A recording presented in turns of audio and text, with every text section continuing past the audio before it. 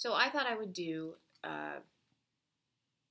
There's a Dog at My Feet, just in case. So if you hear movement or have me look down, that's because my dog apparently seems to think that I should be doing something for her right now, even though we did go on a WALK earlier. So anyway, moving on. I thought I would do two books for this review, mostly because they're both classics, and I just don't think I'm going to say a whole lot about them other than the fact that I enjoyed them. The first, I have the paperback version of this, but it's at school, so I just pulled the cover, Beowulf, specifically the translation by Seamus Heaney, which has this kind of cool chainmail-y picture on it. I read Beowulf, like everyone else who was an English major. I read it in college when I did British literature.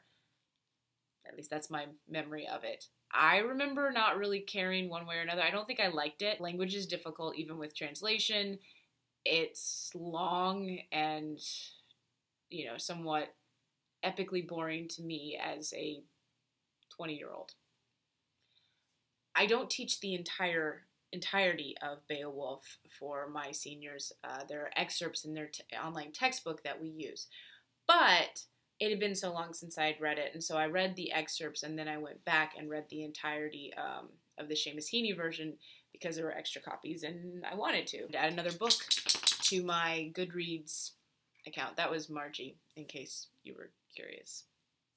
Okay, so I read all of the Seamus Heaney Beowulf, and it was really good. I don't know if it's particularly Mr. Heaney's translation, which I have heard from people who know more than I do, is, epic, or if it's just because I appreciate literature so much more than I used to. When I was a student, even though I liked English, there were certain things that I just didn't appreciate.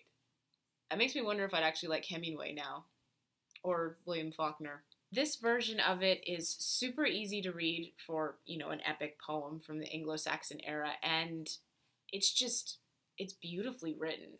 It's beautifully translated. It's such a great story. I find the time period interesting. The fact that,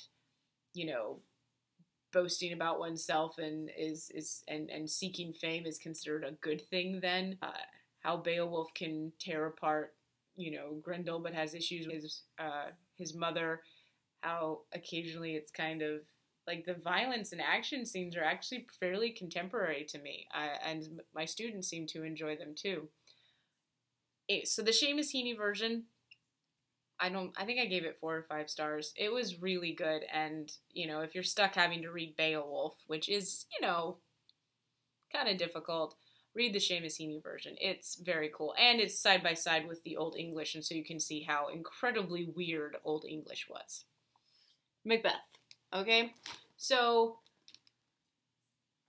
this is the Norton Shakespeare that I have from college that I kept because I kept all my literature books. I didn't read it out of this, but so I reread Macbeth. I first read Macbeth in the summer of 2002 when I was at a Shakespeare acting workshop in London.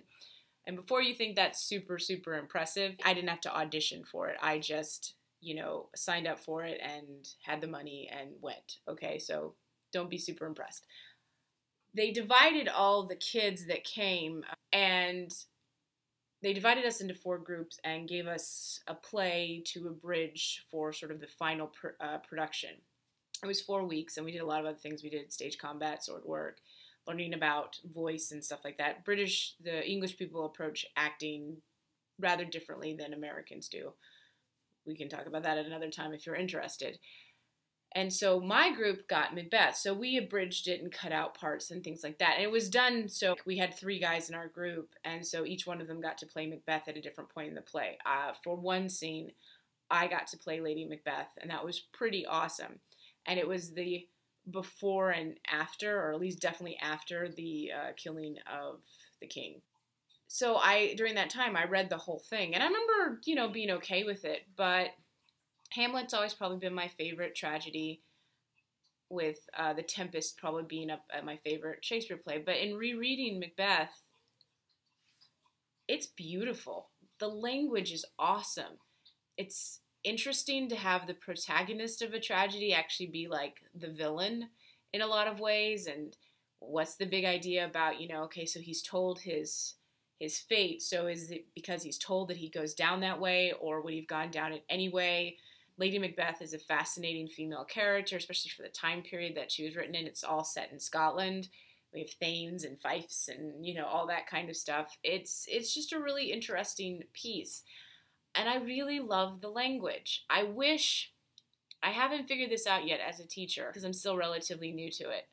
I wish I could somehow get across to the kids how important or how good it is to have beautiful language, even if it's not directly to the point and gets the story moving along faster. There's something really nice about being able to, about just having gorgeous words put together in such a way. I mean, ugh. And I haven't figured out how to convince my students of that.